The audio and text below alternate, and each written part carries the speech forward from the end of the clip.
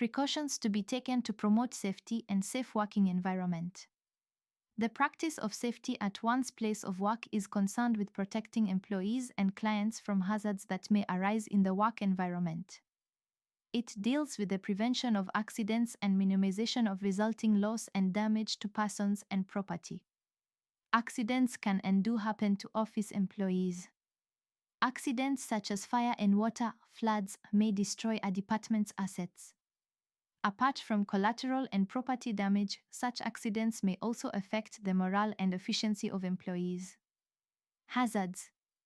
Common causes of accidents and hazards within a working environment that an officer should be aware of include exposed electric wires or loose connections, slippery floors, loose carpeting, sharp edges of office equipment, broken glass, mishandling of work tools, unguarded machines.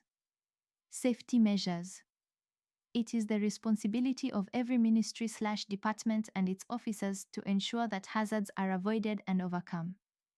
Measures to guard against hazards include the safeguarding of hazardous machines/equipment, installation of electrical wires, provision of fireproof and firefighting equipment, drills on how to use such equipment, provision of first aid services and appropriate induction on safety measures in the workplace.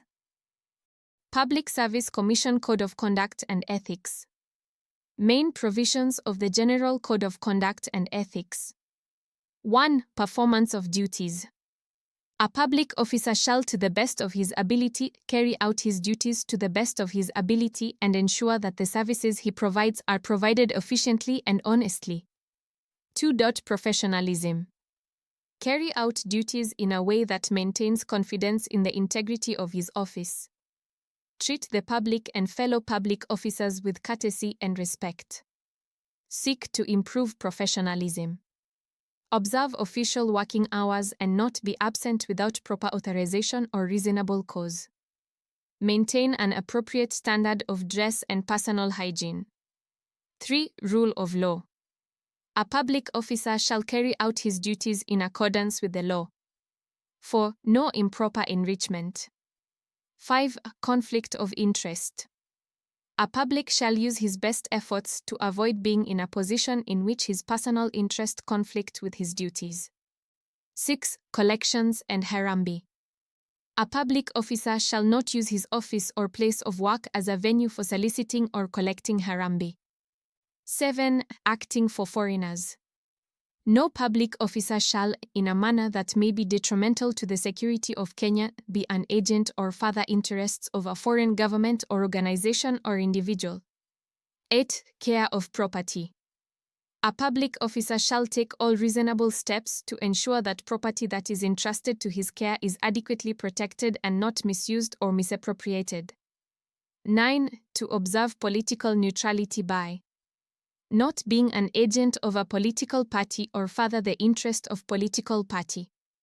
Not indicating support for or opposition to any political party.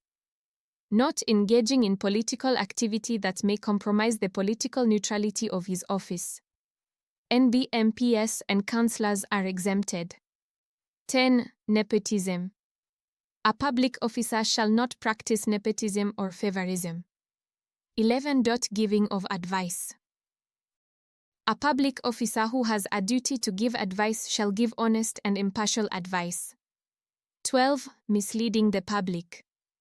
A public officer shall not knowingly give false information to members of the public or to any other public officer.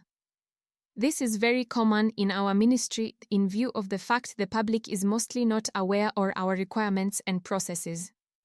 13. Conduct of private affairs. A public officer shall conduct his private affairs in a way that maintains public confidence in the integrity of this office. 14. Sexual harassment. A public officer shall not sexually harass member of public or a fellow public officer. 15. Selection of public officers. A public officer shall practice and promote the principle that public officers should be selected on the basis of industry, competence, and suitability and elected in fair elections.